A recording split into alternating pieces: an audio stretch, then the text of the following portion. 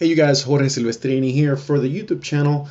We're going to talk about Finale 2014 and how do we write when we need to write slashes, and then we sometimes want to write certain cue notes or rhythms on top of those slashes, just because we need to add them, or just as a courtesy to our players saying, hey, on beat 3 I want you to do 2/8 notes and something else on beat 4.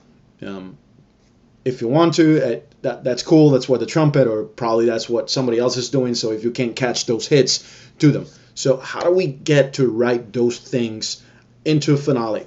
It's a little bit tricky because there's a setting that we have to enable. So let me show you exactly what we need to do to create this, okay? So here we are in Finale 2014.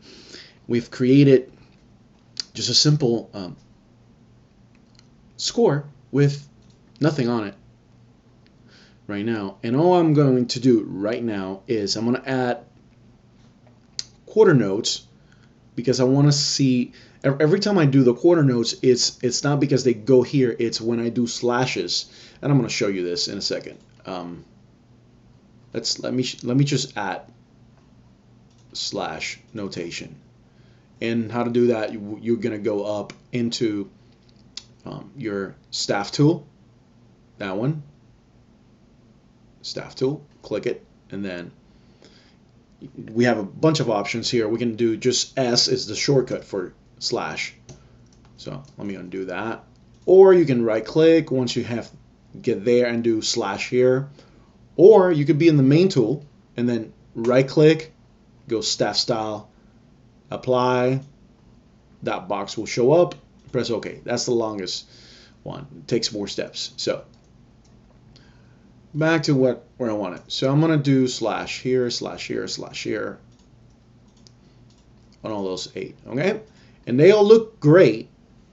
But what happens is sometimes when you have other things happening on the score, the slashes are not going to take the correct spacing.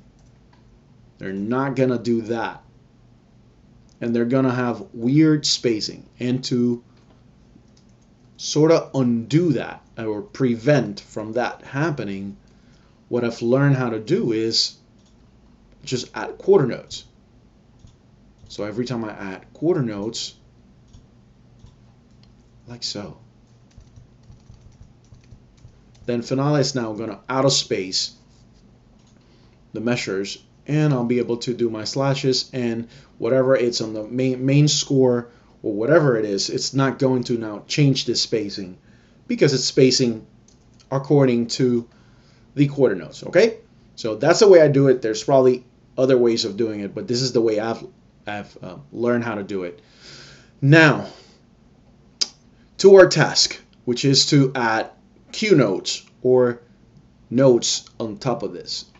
We're going to do this on a second layer. Okay, so we're going to come down here. We're going to go to layer 2.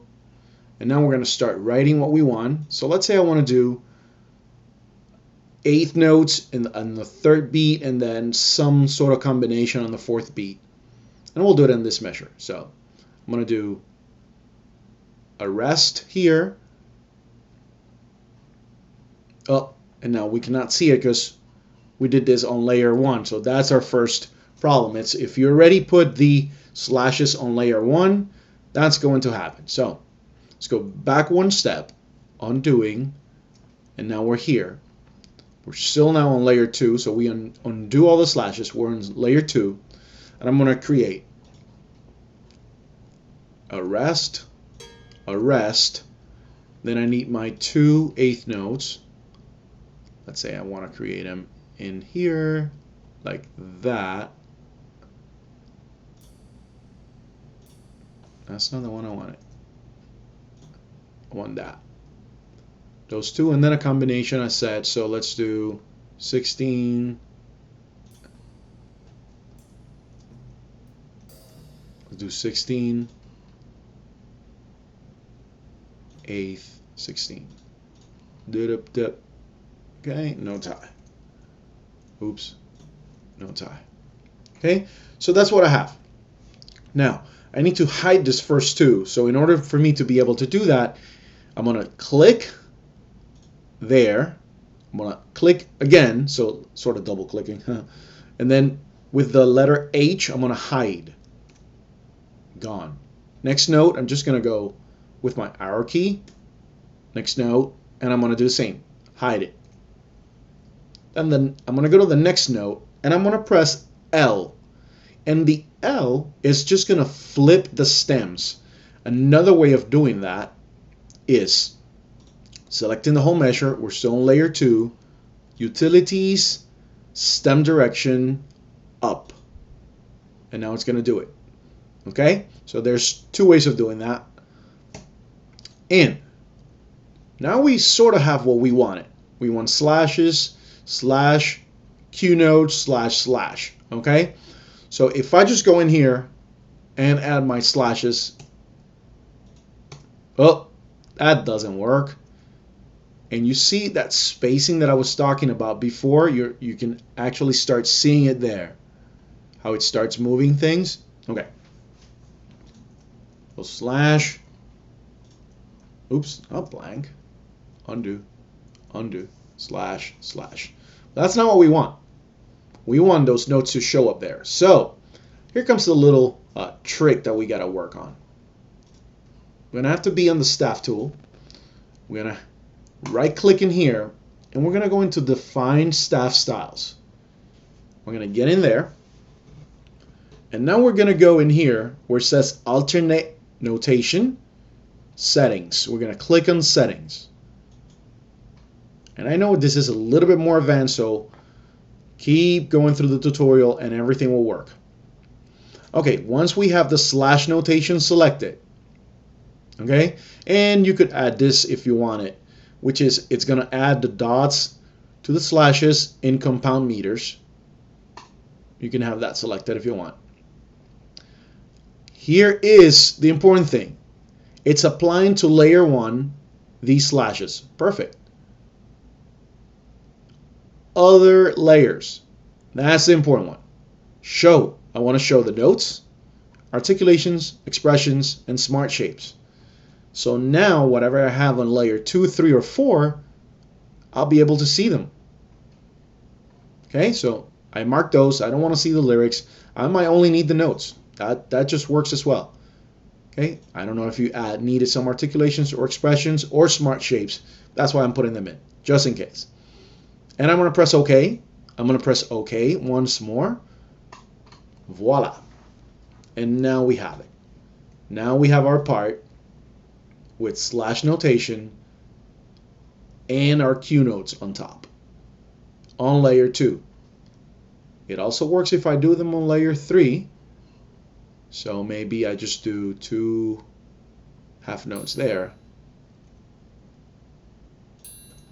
And they're there. They're going to be green for layer 3.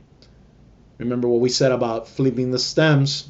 Click on the note and go, oops, not up, go L. Go to the next note, L.